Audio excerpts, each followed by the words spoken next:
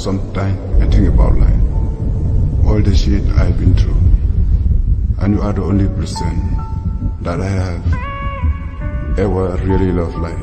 You are the only person who understands me, and I don't care what anybody else thinks. I want this forever. I never want to lose you.